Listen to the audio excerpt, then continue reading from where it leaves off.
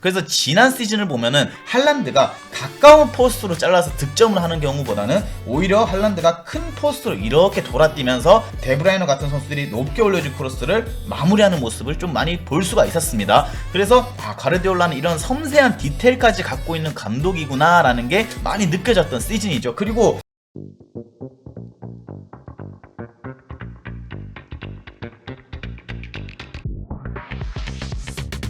최근에 가르디올라가 쓰는 인버티드 풀백을 조금 더 많은 젊은 감독들이 연구와 연구를 거듭해가지고 뭐 사비 알론소의 3백, 그 다음에 아모림의 3백 축구 이런 것들이 다 나오고 있잖아. 근데 제가 축구를 많이 보면은 똑같아요. 결국엔 여러분, 결국에는 가르디올라 거를 뺏겨서 하는 건데 포메이션의 형태만 조금 다를 것이다. 그래서 가르디올라가 지금 현재 소속되어 있는 맨시티 같은 경우에는 워낙 선수단 구성 자체가 빵빵하다 보니까 가르디올라는 포백에서 한 명의 윙백을 안으로 넣으면서도 그 축구를 구현할 수가 있겠지만 좀 더 약한 팀들, 아모림이 이전에 있었던 뭐 스포르팅 리스본이라든가 아니면 사비 알론소의 레버쿠젠 이런 팀들은 가르디올라의 맨시티에 비하면은 조금 더 약한 선수 스쿼드를 구성하고 있기 때문에 수비할 때는 5백을 좀 구성해서 수비를 단단하게 해주고 공격할 때는 뭐 3백에서 수비를 봐주고 나머지 3, 2, 4, 1 형태로 5명, 6명 공격수가 공격을 하는 그런 형태인데 결국 공격하는 그 전술의 형태, 움직임은 엇비슷하다라는 거. 하지만 최근에 제가 좀 신기하고 놀라웠던 경기가 하나 있다라고 하면은 울버햄튼이랑 토트넘의 경기였었어요. 그날 경기를 좀 우리가 다시 한번 되돌려 본다라고 하면은 일단 울버햄튼 같은 경우는 감독이 바뀌고 난 뒤에 좀 많은 변화가 있었습니다. 근데 울버햄튼이 지금 하고 있는 전술을 또 어떻게 보면 과르디올라의 전술, 뭐 알론소의 전술과 비슷한 맥락입니다. 하지만 이제 울버햄튼 같은 경우에는 그 안에서 그 감독의 퀄리티가 좀 더 나타나는 경기를 보여주지 않았나라는 게 좀 많이 느껴졌던 경기였어요. 그래서 자, 과르디올라의 맨시티부터 우리가 보면은 디아스라든가 존 스톤스, 아칸지 이런 선수들이 중앙 수비수에 포진이 되어 있고 오른쪽 풀백에 뭐 카일 워커, 그 다음에 왼쪽 풀백에 현재 그바르디올이 많이 나오고 있는 상황이고 미드필드에 현재 로드리가 다쳤기 때문에 코바치치가 요즘에 많이 나오고 있습니다. 그리고 공격형 미드필드에는 뭐 필포든, 베르나르도 실바 이러한 선수들이 많이 뛰는 모습을 볼 수 있고 왼쪽에는 뭐 그릴리시가 됐던 아니면은 도쿠 이런 선수들이 나오고요. 오른쪽에는 요번에 영입된 사비오라는 선수가 현재 나오고 있고 그 다음에 원톱에는 뭐 항상 나오는 홀란드가 나오는 모습을 볼 수가 있죠. 불과 한 2, 3년 전만 해도 존 스톤스 같은 선수들이 이 중앙 수비수에서 뛸 때 여기 디아스가 옆에 뛰고 있으면은 자신이 한 칸을 올라가서 로드리 옆에 이렇게 껴서 3, 2, 4, 1 형태의 모습을 보여주는 걸 좀 볼 수가 있었어요. 그래서 두 명의 미드필더가 위치해 있는 모습을 볼 수가 있죠. 이게 그냥 존 스톤스가 중앙 수비수에 있다가 한 칸 올라가서 투볼란치 형태를 만들어 주는 거예요. 그리고 이 자리에는 항상 과르디올라가 잘 썼던 선수가 한 명 있습니다. 바로 카일 워커라고 상당히 빠른 기동력과 뭔가 좋은 수비력을 가진 선수입니다. 그래서 과르디올라가 정말 똑똑한 것 중에 하나는 지금 존 스톤스라는 중앙 수비수를 이렇게 올림으로써 수비수차 한 명이 없어지는 거예요. 그래서 그 없어짐을 우리가 커버하기 위해서는 빠른 선수가 중앙에 있어야 된다라고 판단을 한 거죠. 그래서 카일 워커보다는 오히려 존 스톤스가 이 안쪽에 미드필더 지역에 들어갔을 때 뭔가 상대가 강한 압박을 하고 프레싱을 했을 때 그걸 견뎌내고 이겨낼 수 있다고 판단을 했고 카일 워커는 오히려 뒷공간을 맞는 거에 대한 우려를 낮추기 위해서 카일 워커를 이렇게 3백으로 변화시킨 걸 좀 볼 수가 있죠. 근데 맨시티도 보면은 뭐 진첸코도 쓰다가 팔고 가르디올라가 온 이후에 왼쪽에 수많은 선수들이 좀 기용이 됐었어요. 근데 현재 지금 나오고 있는 선수는 그바르디올이 많이 나오고 있는데 진첸코를 여기 썼을 때는 존 스톤스를 막 이렇게까지 급격하게 올리지 않았어요. 그러니까 진첸코가 있던 그 시절에는 어떻게 보면은 그냥 현재 지금 아스날이 하고 있는 축구, 이 수비형 미드필더 한 명 옆에 진첸코가 이렇게 붙어가지고 3백을 이렇게 형성한 모습을 볼 수가 있었어요. 근데 이제 그 전술을 하다가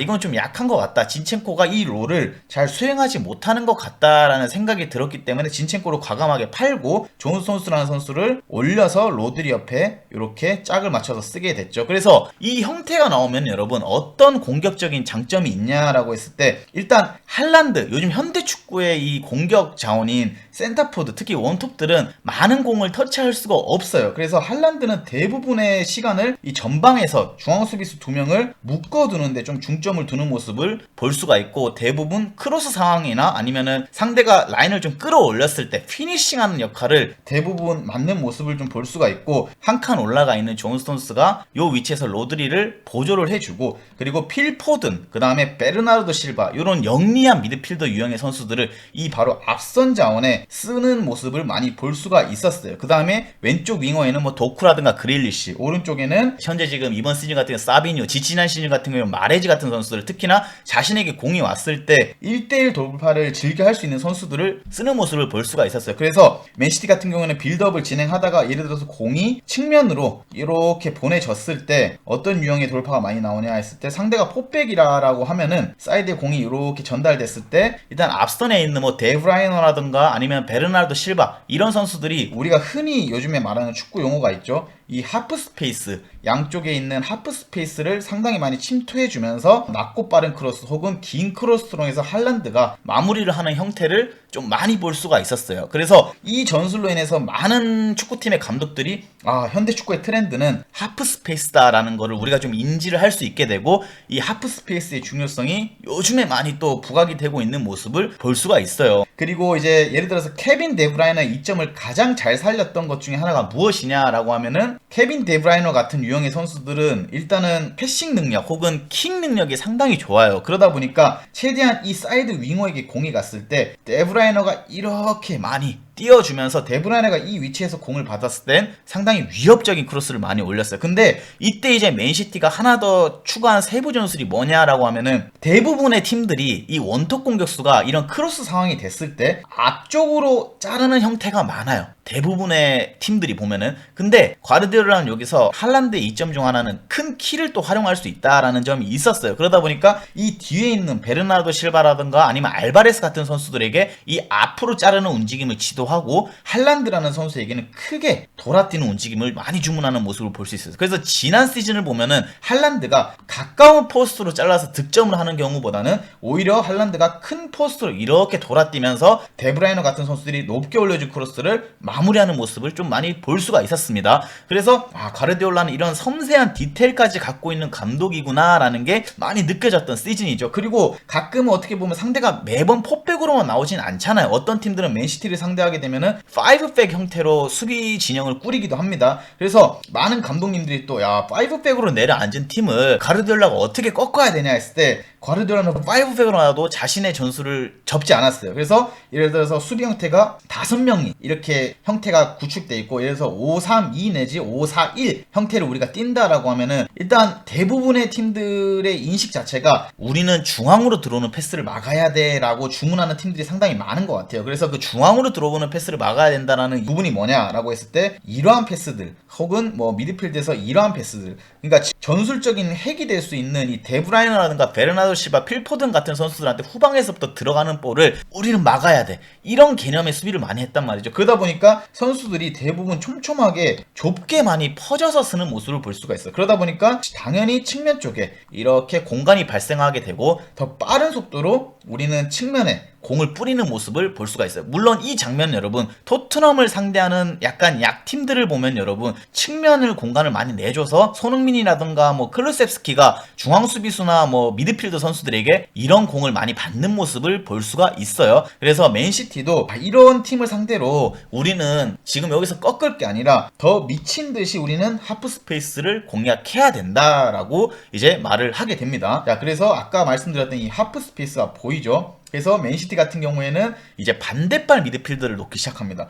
예를 들어서 필포든이 왼발잡이인데 왼쪽에 공격형 미드필더에 서 있는 게 아니라 오른쪽에 공격형 미드필더에 서 있는 모습을 많이 볼 수 있어요. 특히나 베르나르도 실바 이런 선수들. 그래서 이 선수들이 이 위치에 섰을 때 또 어떤 장면이 많이 나오냐라고 하면은, 이 5백을 쓴 팀들은 이렇게 사이드에 공이 갔을 때 이런 선수들이 하프 스페이스를 띱니다. 띄었을 때 당연히 수비 숫자가 한 명 더 있기 때문에 커버링이 들어와서 이 공이 이렇게 패스가 들어간다고 해서 다이렉트로 크로스가 올라가기가 상당히 어려워요. 그러다 보니까 토트넘도 요즘에 현존하는 문제가 뭐냐면은, 우독이나 포로 같은 선수들이 하프 스페이스를 뒤에서부터 이렇게 뛰어 들어가요. 근데 5백을 형성한 수비수들을 보면은 이렇게 커버링을 들어왔을 때 결국에는 다이렉트한 크로스가 올라가지 못하고 이 선수들이 다시 공을 뒤로 흘러 잡으면서 뒤로 백패스가 나오는 모습을 많이 볼 수가 있어요. 그래서 맨시티도 당연히 똑같습니다. 맨시티도 이렇게 뛰었을 때 예를 들어서 커버링이 들어온다라고 하면 당연히 크로스를 못 올리죠. 그래서 이럴 때는 여기 있는 가까운 미드필더가 가까이 접근을 하면서 이 3명의 트라이앵글 포지션을 만들어주기 시작합니다. 이 트라이앵글, 이 3명의 공격수가 한쪽 하프 스페이스를 공략하는 거를 즐겨하기 시작합니다. 그래서 여기서 보시면은 크로스가 올라가지 못하고 당연히 공이 뒤로 한 번 더 이렇게 나오게 되겠죠. 뒤로 드리블을 하다가. 그럼 이렇게 됐을 때 다시 한번 하프 스페이스를 공략합니다. 어떻게? 자, 이 선수가 백패스를 하고 이렇게 롤링아웃을 했을 때 이 선수는 이 선수를 따라올 일이 없죠. 당연히 다시 라인을 맞추려고 올라설 겁니다. 그랬을 때 이 뒤에 있는 또 다른 존 스톤스 같은 미드필더가 전진을 합니다. 그래서 계속해서 이 하프 스페이스 하나를 위해서 3명의 선수가 로테이션을 돌면서 공략을 하게 돼요. 그러다 보니까 이제 이 선수가 침투를 했을 때 여기 있던 선수 혹은 여기 있던 선수가 존 스톤스를 따라갈 때도 있고 아니면은 여기 있던 선수가 다시 따라갈 때가 있어요. 근데 지금 한 명의 프리맨 선수가 생깁니다. 누가 생기냐 하면은 바로 방금 롤링아웃을 했던 베르나르도 실바가 프리롤 상태로 이렇게 밖으로 턴을 해서 나오게 됩니다. 이렇게 됐을 때 마레지 같은 선수들이 1대를 가져가는 척하면서 나오는 베르나르도 실바에게 공을 패스하게 되죠. 그랬을 때 베르나르도 실바는 왼발로 먼 포스트 보고 이렇게 올리는 크로스를 많이 시전하게 됩니다. 그럼 이렇게 됐을 때 아까 제가 초반에 말씀드린 할란드가 잘라뛰기보다는 돌아뛰는 움직임을 많이 가져갔다라고 했죠. 할란드가 이렇게 돌아뛰었을 때 오른발, 즉 정발로 크로스를 올리는 게 아니라 왼발로 먼 쪽 포스트 보고 감아서 이렇게 올리게 되는 거예요. 그래서 이 크로스가 왔을 때 반대편에 있는 미드필더가 잘라뛰면은 이 볼을 할란드가 떨어뜨려주면서 마무리를 하는 모습을 좀 많이 볼 수가 있었어요. 그래서 작년도 그렇고 뭐 재작년도 그렇고 그 흔 몇 년간 맨시티가 이 리그, 프리미어 리그라는 이 리그를 격파하고 제패할 수 있었던 전술 중 하나가 바로 이런 부분이 있었어요. 그리고 맨시티의 상당히 또 흥미로운 부분 중 하나가 뭐냐, 맨시티가 원래 그릴리시를 좀 요긴하게 쓰다가 최근에 이제 도쿠라는 선수를 영입하게 되면서 많은 전문가들이 도쿠는 드리블러 유형이라서 지금 현재 그릴리시가 하고 있는 롤 맨시티의 전술에 좀 맞지 않은 역할을 부여받을 것 같다라고 많은 분들이 좀 의문점을 제기했는데, 그 선수를 영입하게 된 가장 큰 이유 중 하나는 바로 왼쪽에 더 이상 진첸코가 아니라 그바르디올이라는 좀 더 수비력이 강한 선수를 영입하게 되는 시점과 좀 맞아떨어져요. 그러니까 그 말은 뭐냐, 우리는 오른쪽 같은 경우에는 많은 선수들이 하프 스페이스를 공략하면서 오른쪽의 라인을 우리가 격파를 할 것이고, 왼쪽 같은 경우에는 우리가 하프 스페이스 침투보다는 뒤에서부터 이렇게 공이 오면은 도쿠와 같은 드리블러 유형의 선수가 이 1대1을 통해서 우리가 상대를 깨겠다라는 이제 새로운 개념이 생기게 된 거죠. 그래서 제가 이 작전판으로 여러분들에게 간단하게 설명을 드리면은, 자, 공이 오른쪽에 있을 때는 방금의 패턴으로 하프 스페이스 공략으로 인한 공격을 많이 시도하게 되고,